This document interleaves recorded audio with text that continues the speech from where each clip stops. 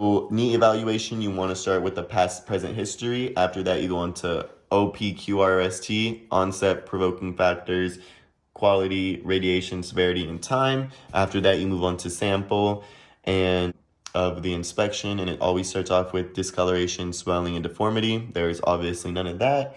When inspecting for a knee injury, you always want to keep in mind the gait cycle. The gait cycle can tell you a lot. There's 3 things that you want to look for when they're walking. Either genu valgum, which is when the legs tilt inwards. There's also genu varum, where the legs are boat-legged and it's like they're walking as if they're on a horse. And then there's genu rector valum, and it's where their knees are hyperextended and they're just walking with kind of like this with the 0-degree angle.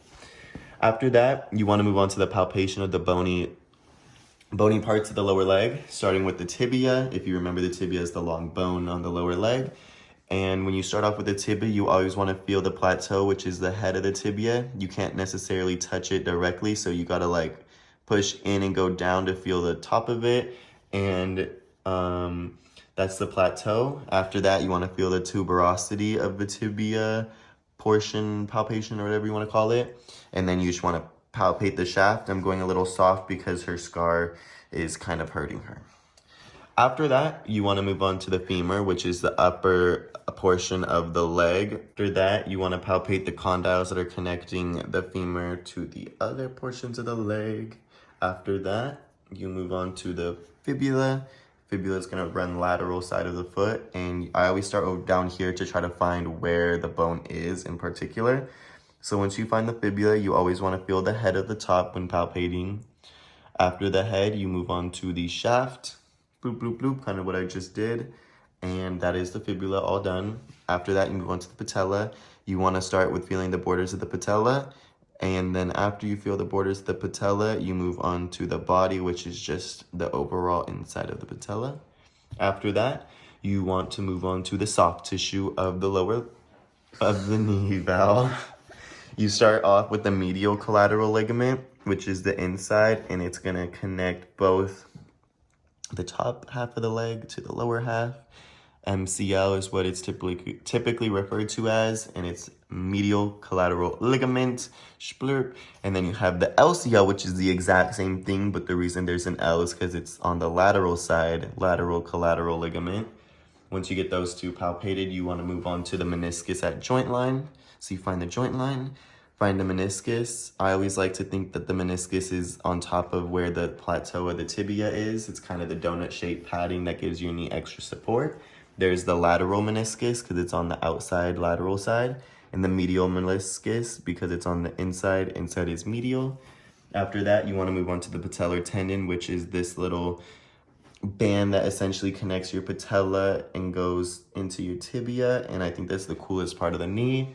After that, you move on to the Popliteal Fossa, and it's always want to feel behind the knee into the little crevice. And after that, you move on to the quadricep area, and the quadricep has 3 main things, which is vastus medialis, rectus femoris, vastus lateralis. I'm sorry. After that, you want to move on to the pes anges group, which is essentially kind of the muscles that help aid the support of the lower leg. And you started off with the Sartorius, and it's the one that's closest to the anterior of the leg, and it runs down like this. And then there's the gracilis, goes right here, kind of below it. And then the last one, the semitendinosus, it kind of hides a little bit behind the leg, but it's still essentially 1, 2, and 3 of those 3 things, and it runs.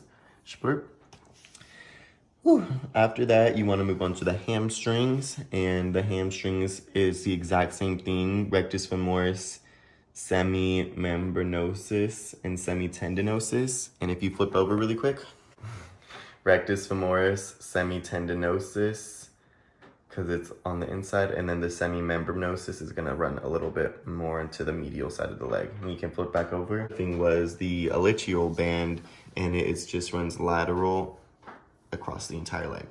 After that, we're going to move on to range of motion, starting with passive range of motion. You always want to start off passive range of motion with a 135 degree angle of the foot. So you're just going to lift that foot into a 135 degree angle. There's that. After that, you go extension of a 0 degree. So you just extend your foot all the way 0 degrees. Boom. After that, you move to the external and internal rotation of a 10 degrees. So you just internal 10 degrees, external another 10 degrees. Once those are done, you want to move on to the muscle actions, which is going to be flexing the hamstrings. So flip over. So essentially when you do this, you want to have, when you're testing this, you're going to be testing the rectus femoris, semimembranosus, and the semitendinosus.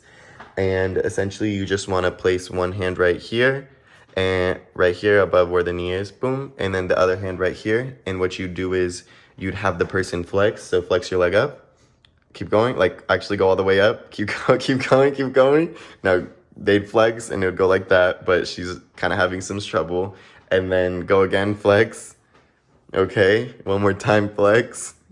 And again, that's testing the rectus femoris, etc., etc. After that, you want to move on to the extension of the knee. So this, sit down and just extend. Boop, perfect. And that's testing the rectus femoris, vastus medialis, vastus lateralis, and the vastus, And so after the muscle action group is done, you want to move on to the neurological portion of this. And it's going to start off with the L2 through L4 knee extension and hip abduction. So just stand up and copy my movements. So you're going to start it off with the, no, like face me though. Yeah, so knee L4, L2 through L4 is knee extension and hip abduction. So knee extension and hip abduction. Sweet. After that one, it's going to go on to L4 ankle dorsiflex and inversion. So L4 ankle dorsiflex, like your ankle goes up, and then eversion, you kick it outwards. Yeah, that way. Perfect. Then it's toe extension. So lift your toes to your face. There we go. And then we have L5 through S1, which is knee flexion. So you're just going to kick your knee up like this. Sweet. After that, we have S1 ankle eversion. So you get your ankle, kick it outwards. Sweet. And then we have S1 through S2 ankle plantar flexion, like you're stepping on gas. Sweet. Then we have the sensory dematodes, which is the medial knee. The medial knee is going to be right here in the front. Boom. You feel that? She does feel it. Sweet. After that, you have the medial lower leg and medial surface of the foot, which is L4.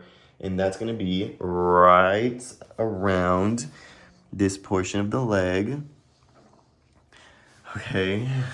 After that, you have the dorsum of the foot, and that's going to be L5.